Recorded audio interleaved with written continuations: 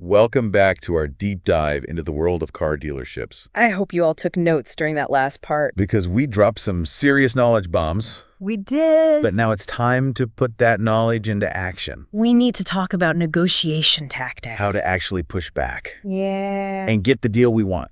Because knowing what to avoid is one thing, Right. but actually knowing how to negotiate, that's a whole other skill. It is. So let's dive into some ninja-level negotiation tactics. Right. Let's start with the basics. The foundation of any good negotiation is knowing your worth Right. and knowing what you're willing to pay. And we talked about this earlier, but it's so important. It all comes down to that out-the-door price. Exactly. That final number that includes everything. The price of the car, taxes, fees, financing costs, everything. That's the number we need to focus on. Not the individual line items. Right, because they can try to distract you with those. They can say, oh, we'll give you a great deal on this fee, Yeah. but then they'll jack up the price somewhere else. Exactly. So keep your eye on the prize. The out-the-door price. And don't be afraid to walk away if that number isn't where you want it to be. Exactly. There are other dealerships out there. And they want your business. Right. Now let's talk about some specific tactics. Okay. One thing you mentioned earlier is the power of no. Yes.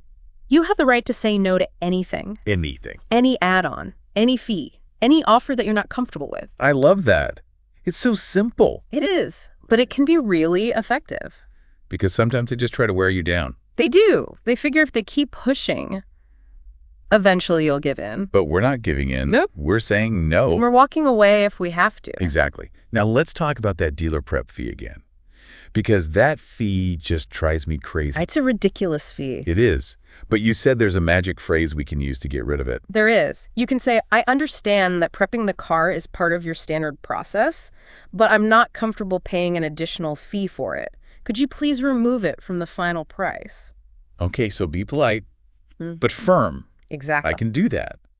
What about delivery fees on used cars? Should I expect to see those? You shouldn't. If the car's already on their lot, there's no reason why there should be a delivery fee. So if I see one, I should call them out on it. Yes.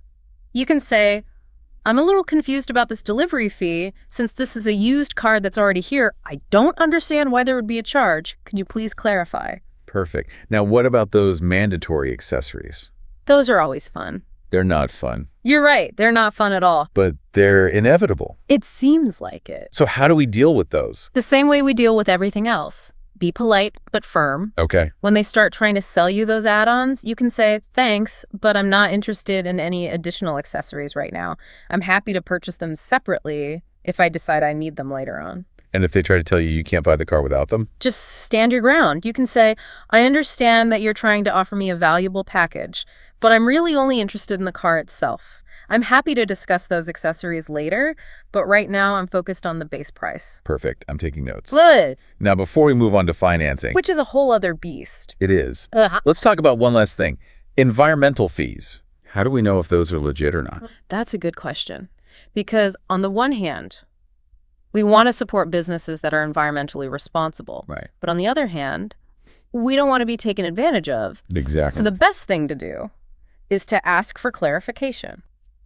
If you see an environmental fee on the paperwork, just ask what it covers. So I can say something like, I'm all for environmental responsibility, but I'd like to understand what this fee actually covers. Could you please explain it to me? Exactly. Okay, so don't be afraid to ask questions. Never be afraid to ask questions. I feel like I'm ready to negotiate now. I think you are. But before I go out and conquer the car dealerships, We need to talk about financing. we do. Because that's a whole other ballgame. It is. And we need to make sure we're not getting ripped off there either. We'll cover all that in the next part. So stay tuned.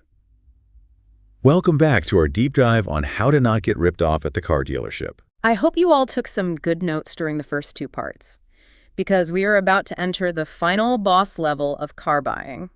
Financing. That's right. It's where a lot of people get tripped up. It can definitely feel overwhelming. It can, but it doesn't have to be. So what's the best way to avoid getting taken advantage of when it comes to financing?